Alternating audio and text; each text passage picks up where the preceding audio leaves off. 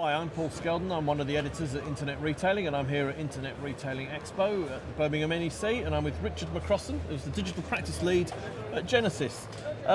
Richard, a lot of talk amongst retailers about customer engagement and all that sort of thing. Mm-hmm. What does that mean, really, in the digital age?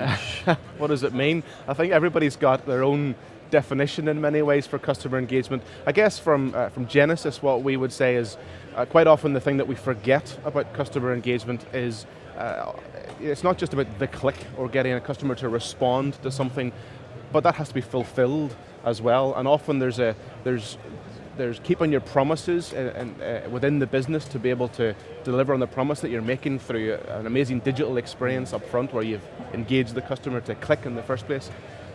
But quite often it's also about recognizing the importance of the human touch at that moment of opportunity or that moment of need. I would often describe the use case if you're in a high street on a high street store and your customer comes in and they fill their shopping basket and they go and put it in front of you on the counter and then walk out.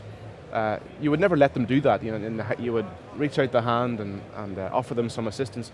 And the same is true in the digital domain. And quite often, engaging the customer means making sure there is a human there at that moment of opportunity or that moment of need when a customer needs help in that final moments of making a buying decision. And I would also say that customer engagement is not just about that one event.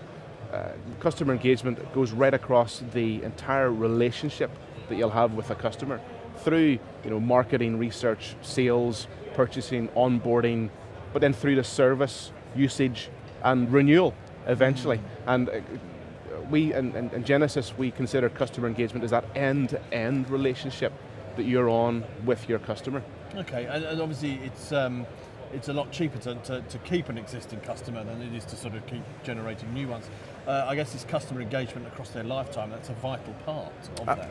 Absolutely, and the reality is that over the lifetime, you as a business are especially from service issues, you are learning a lot about your customer. Within your service department, there is a gold mine of data that is authenticated and individualized to each customer about their behavior, about where they are in their journey, about the renewal patterns, things like that.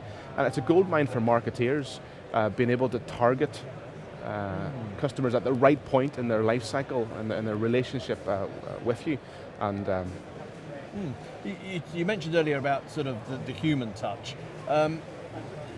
It must be a fine balance between where you automate, where you use people, how you use that automation. Can you just talk us through a little bit about sort of how a retailer should maybe approach that sort of issue? So clearly artificial intelligence and chatbots and virtual assistants are all the rage. But what strikes me is perhaps a little bit of deja vu, because maybe wind the clock back 10, 15, even 20 years ago, voice self-service and speech recognition was all the rage. And what customer likes an IVR, and what happened there is something we need to be careful about repeating. You mean where people get really fed up of talking to essentially a machine? Exactly. And holding on so they can speak to an operator, that kind of thing. Yeah. The same is going to apply in this more sophisticated digital era. I guess we need to learn the lessons of the past. When we built those automated systems, we built them because they allowed us to save cost. Customers figured that out pretty quickly. They knew that we were trying to contain them in self-service.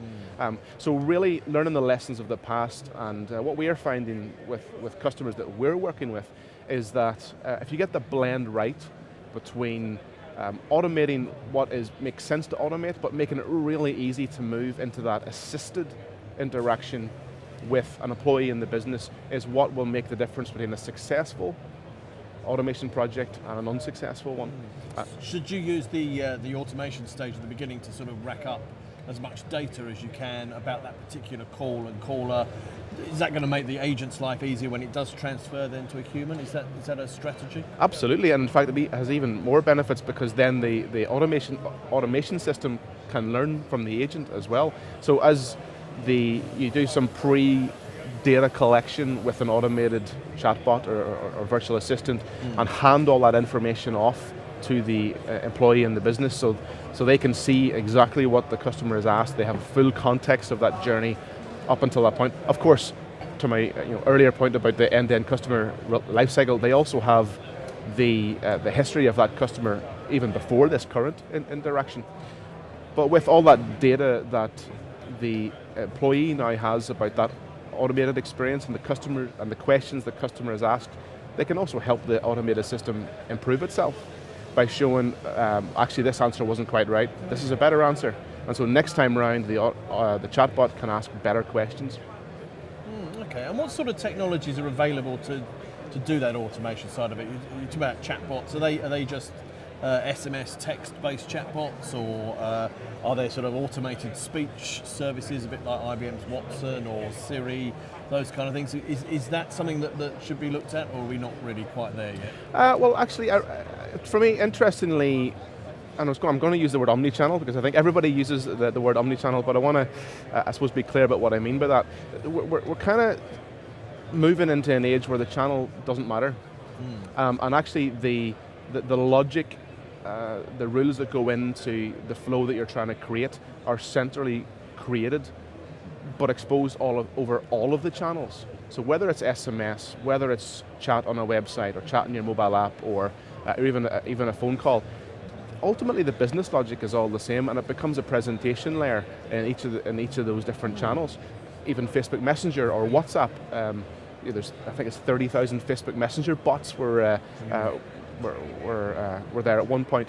So we're saying now that where the economy of scale comes from and where the benefit really comes and the consistency across all of those channels is when you create that centralized logic for what you want to get from a customer, what you want to hand off to an employee, but then tailor it for each of the different channels that you want to expose. And we're seeing Facebook Messenger, SMS, chat, voice self-service, all being used, depending on the nature of the business, because I think some businesses are going to have preferences in different channels.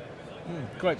So you think this is something retailers get, that they know they've got to do it, and you can help them get started, or are you still on a mission to try and educate the retail industry that they actually need to have this stuff? Well, I think one of the challenges that I'll often talk about is the challenge of digital proliferation, because actually I think everybody knows they have to go digital, they have to do this stuff, but there's a lot of experimentation and there's a lot of proliferation as they try all these different things, and it proliferates around the business, and quite often the benefits are not realized because the cost is too high, and the experience that your end customers have does not stack up to what you really expect. So one of the things that we offer in Genesys is it's simply a digital CX review. And this would be a very short one-day workshop where we can actually look at what a retailer is trying to do.